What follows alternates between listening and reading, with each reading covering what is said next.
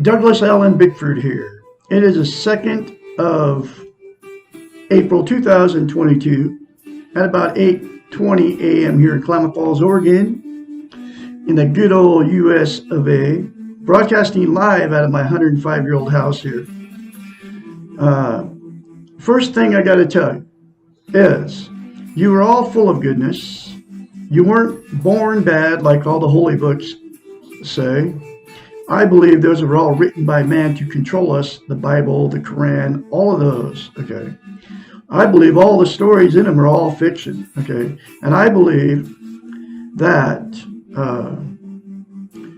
we've been taught that God is a murderer out of the Bible and the Quran and all the rest of them, the Book of Mormon, etc. And what God is not a murderer. It is goodness. I call it the Great Spirit, okay?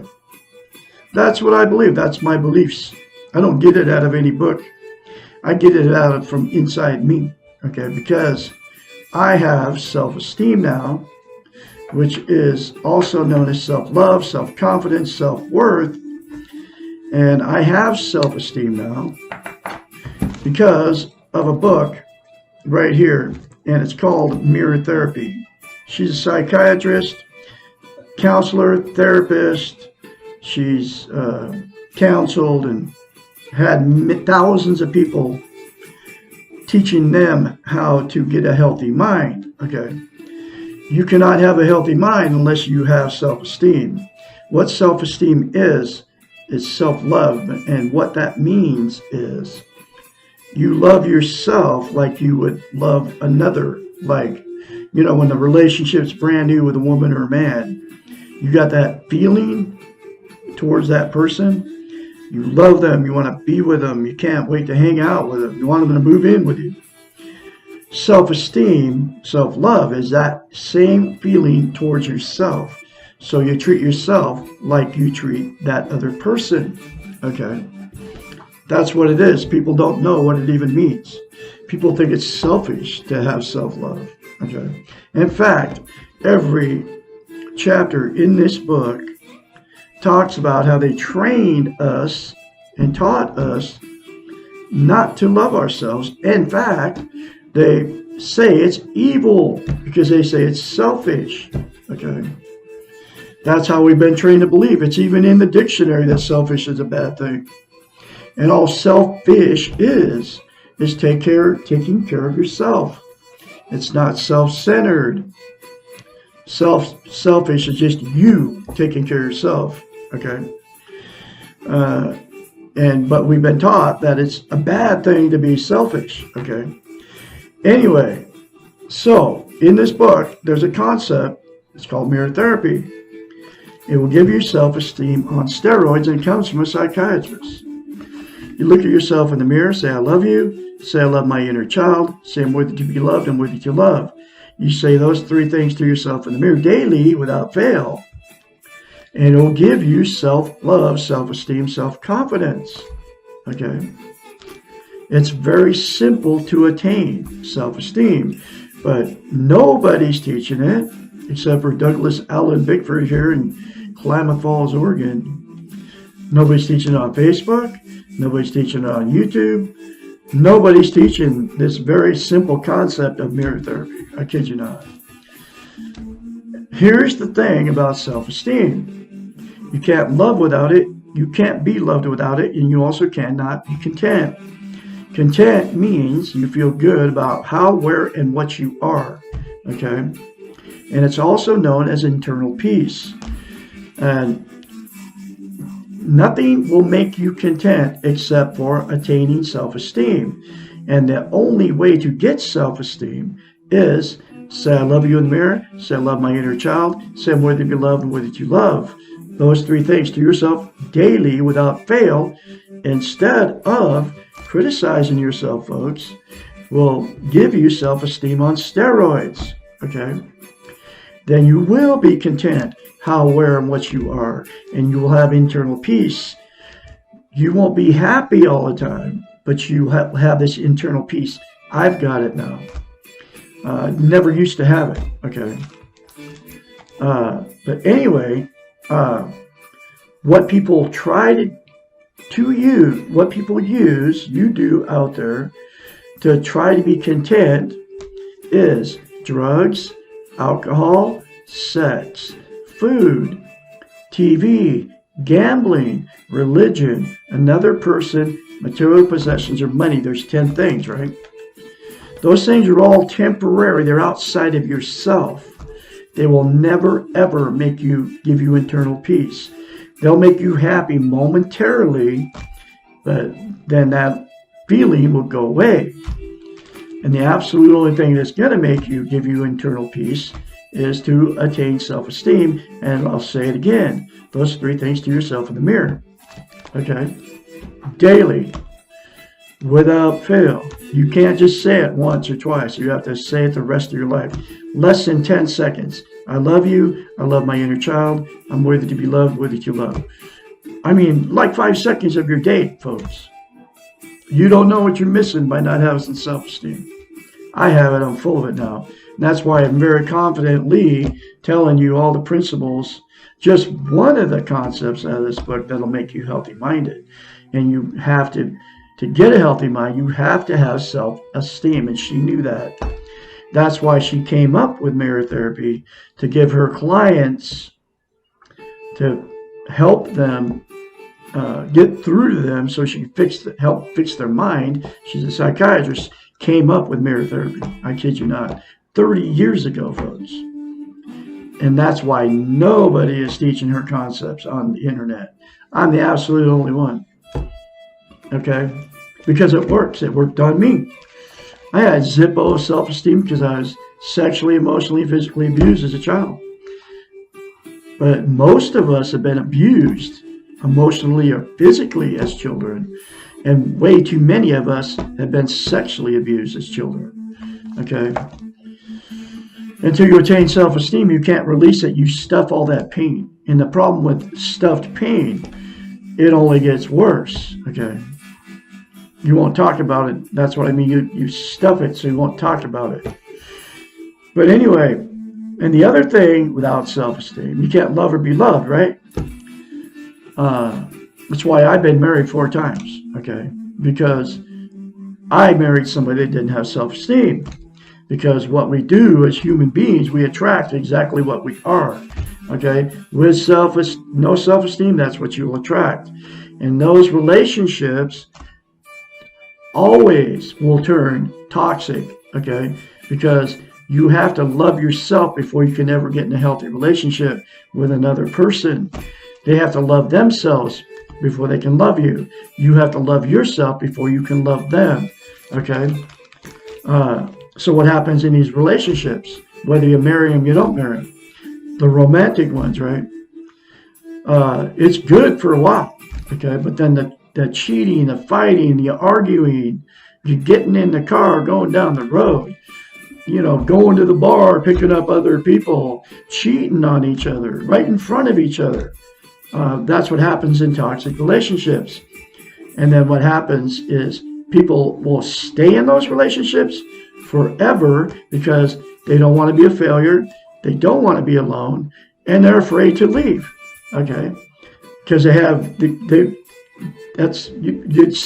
sit there and take the abuse instead of getting out and getting away from them, because all those 3 things. And then the other thing happens with these relationships, romantic ones, is you'll relationship jump. That's what I've done. That's why I've been married 4 times and divorced 4 times. Okay? Because I've relationship jumped. Because I couldn't stand all the fighting and arguing. But I didn't know even what was going on in all these relationships. Why I've been married more than once, but I know now. because I married somebody that didn't love themselves just like I didn't love myself. Okay? And that's the two things that will happen in these romantic relationships. And you all know what I'm talking about. You've been married more than once. Or you're like me. You're a relationship jumper. And because you don't know why you're fighting and arguing with these people. But it's because you don't have self-esteem, self-love. Now, once you attain self-esteem, if you're in a toxic relationship, it'll give you the strength to get out of it because you won't let people abuse you anymore. Okay? Then, once you have self-esteem, you'll attract somebody with self-esteem. Okay? But I believe there's billions of people running around without it. For me, it's going to be a woman because I'm heterosexual.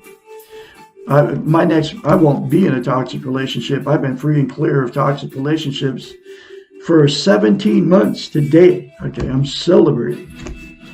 I didn't jump right back in another relationship because the first thing I read in this book was, if you jump back in without self-esteem, without fixing yourself before you jump back in another relationship, which I've done for marriages, the same thing will happen in that relationship, and that's exactly what happens. That's why you've been married more than once. That's why I've been married more than once. That's why I've had many failed relationships, because I didn't love myself going in, and they didn't love themselves either, whoever it might have been. Anyway, I'm going through this book one chapter at a time. This is chapter 36. How do I learn to let go? And you all can get this book very cheap on Amazon, between $5 and $15. It'll come right to your door. Okay, The Portable Therapist. Previous questions have emphasized the importance of letting go. It has been mentioned we need to let go of insecurity, guilt, anxiety, perfection, fairness, and our illusions and defenses. This sounds like a great deal to release, and if we do manage to let go of all the above, what will be left? It is important to know that all of these attributes are related to the weak ego, the worth that we receive from external sources. All the above serve to protect us from ourselves and to provide reasons to externalize or excuse our human behaviors. They all help to justify why we are the way we are and prevent us from taking responsibility from changing ourselves. When we let go of the need to be something we cannot be, perfect, we will discover that what we have left is our humanness, our goodness, our belief, and trust in ourselves. We will be left with a kind, objective, and responsible self. We will be left also with the realization that we make mistakes, feel pain, and often do not know why. What is wrong with this? The best way to let go of anything is lovingly. Do not hate or fight what you're trying to let go of. Rather, honor all of it and realize that all these things, your past, your guilt, your defenses, your illusions, brought you to this place where you are right now. All these things made you what you are, and all of them worked for you because you survived. Think of all these things as tools, albeit faulty tools, but tools nonetheless because they got you here. And now you need new tools, better tools to get you where you want to be. Respect the old tools before you throw them away, before you let go. It is always easier to let go of something that we have outgrown than it is to let go of something we hate or are angry with. I married this woman. I was married to her for 3.5 years. I had to let go of all the bad, and all the pain. And I've been dealing with this pain for 17 months. Okay. Still have moments. It's still not completely gone, but eventually the pain will decrease. But I learned how to let go from reading this book from a psychiatrist. You just got to take the good and let go of the bad.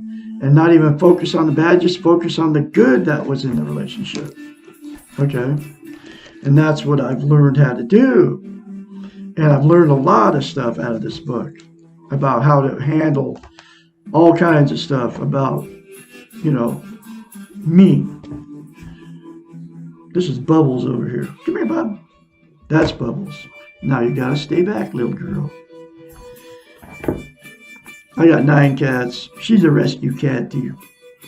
I love you, baby. All right, I gotta go back to work. You gotta get down, honey. Get down. Okay. Let's see, where was I? Okay, I'm going to read this again. Think of all these things as tools, albeit faulty tools, but tools nonetheless because they got you here. And now you need new tools, better tools to get you where you want to be. Respect the old tools before you throw them away, before you let go. It is always easier to let go of something that we have outgrown than let go of something we hate or are angry with. That's where I stopped. But anyway, when we hate something and try to get rid of it, it tends to become sticky and cling to us. When we lovingly let go and see the value of what we're getting rid of, it tends to slide away more easily. A good example of this is a relationship that you have outgrown.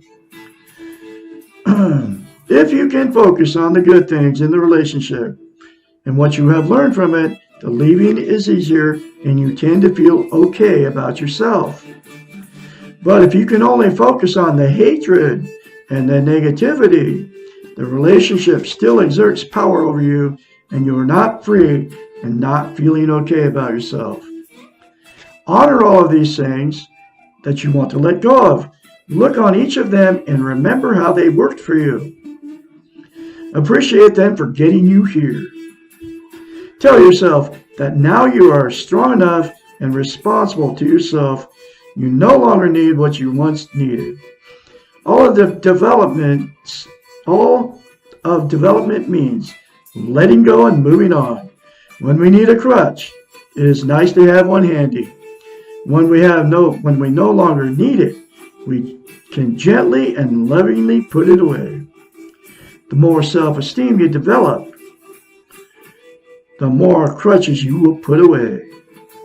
The crutch only becomes an impediment when you no longer need it. Letting go is a process. It takes time. It is an easier process when done with love.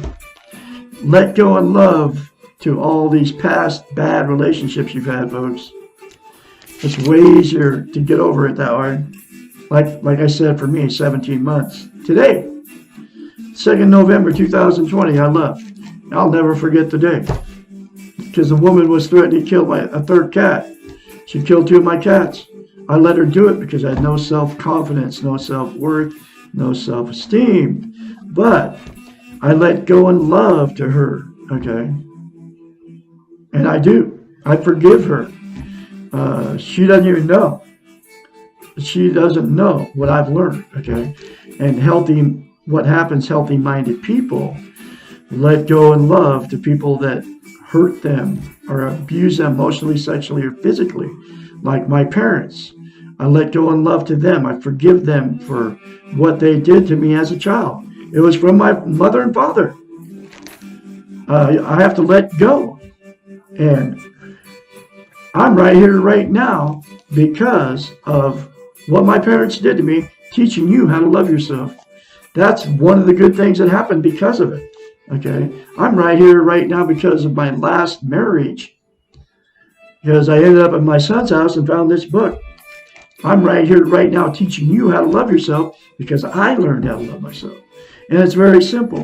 The 3 things to yourself in the mirror daily and without fail. And that's it. And then you will learn to love yourself, and then you will love yourself. Guaranteed. You'll have self-esteem, self-love, self-confidence, self-worth. It will help you, folks. Okay. Anyway, I can be your mentor when this change starts happening for you. 458-232-5238. That's my phone number. Call me anytime, day or night. if you want encouragement along the way for your change when it starts happening for you. Because I guarantee you, if you do say that to yourself in the mirror, you will start changing from the inside out. And then you will realize that you are not born bad. You realize that you're full of goodness. Okay? Because you all are, just like me. Anyway, I'll have more later for you. All have a great day. The next chapter will be, how can I get over my past? Chapter 37. Be watching for me tomorrow around the same time. You all have a very good day out there on this Saturday.